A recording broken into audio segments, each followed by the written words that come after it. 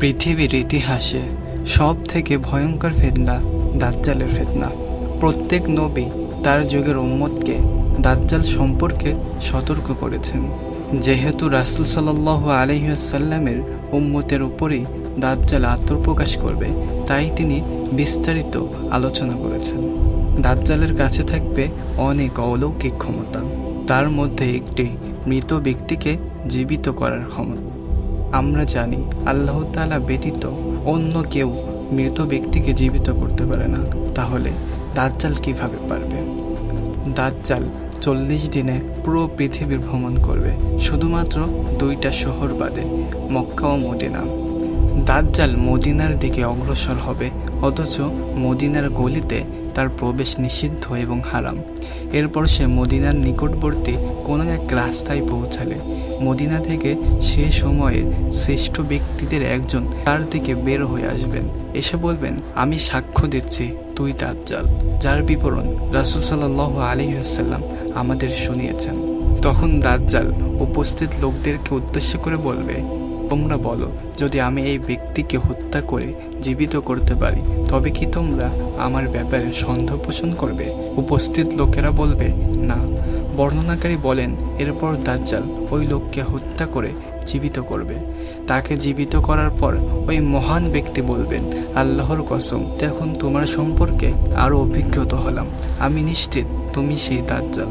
তখন দাজ্জাল তাকে দ্বিতীয়বার হত্যা করার ইচ্ছা করবে, কিন্তু সে কিছুতেই তার উপর বিজয়ী হতে পারবে না। The rest of mankind. It is the very foundations of the belief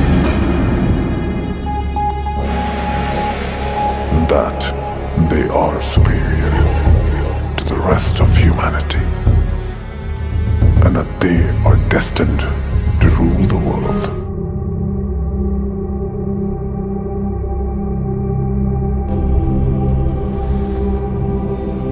দাজ্জালের আরেকটি বৃহৎ ফিতনা হচ্ছে ক্ষুধার ফিতনা।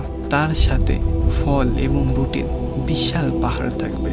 দুর্ভিক্ষ চলার দরুন মানুষের কাছে খাদ্য সংকট দেখা দেবে। যারা তার প্রতি ঈমান আনবে তাদেরকে সে ভরপুর দিবে, আর যারা তার প্রতি ঈমান আনবে না তার কপালে কোনো খাদ্য থাকবে না। হযরত আসমা রাদিয়াল্লাহু তাআলা আনহা রাসূল সাল্লাল্লাহু আলাইহি ওয়াসাল্লামকে প্রশ্ন করেছিল, সেদিন কি মুমিনরা খাদ্য দ্বারা ক্ষুধা নিবারণ করবে? উত্তরে তিনি বলেন, তারা ক্ষুধা নিবারণ করবে যেমনভাবে নিবারণ করে আকাশের বাসিন্দারা। অতঃপর আসমা বলেন, হে আল্লাহর রাসূল, আমি জানি যে ফেরেশতারা খাদ্য গ্রহণ করে না। তিনি বললেন, তারা তাসবিহ ও তাকদীস পাঠ করতে থাকেন, এটাই হবে সেদিন মুমিনের খাদ্য ও পানীয়। দাজ্জালের ফিতনার আরেকটি ভয়ঙ্কর দিক হলো, সে মানুষকে বলবে, আমি যদি তোমার মৃত বাবাকে জীবিত করে ফেলি এবং তারা আমার অনুসরণ করতে বলে, তাহলে কি তুমি আমার অনুসরণ করবে? অতঃপর দাজ্জাল ওই ব্যক্তির মৃত বাবা মাকে জীবিত হতে বলবে।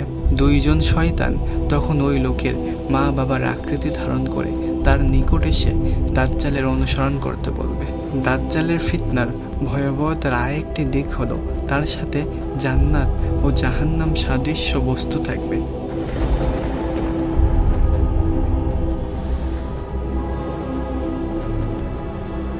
হুযাইফা বিন ইয়ামান রাদিয়াল্লাহু তাআলা থেকে বর্ণিত, রাসূল সাল্লাল্লাহু আলাইহি ওয়াসাল্লাম বলেন, দাজ্জালের বাম চোখ কানা হবে, ঘন কুকরানো চুল বিশিষ্ট হবে, তার সাথে জান্নাত ও জাহান্নাম থাকবে। যাকে সে জান্নাত নামক স্থানে প্রবেশ করাবে সে মূলত জাহান্নামে প্রবেশ করল, আর যাকে জাহান্নাম নামক স্থানে প্রবেশ করাবে সে মূলত জান্নাতে প্রবেশ করবে।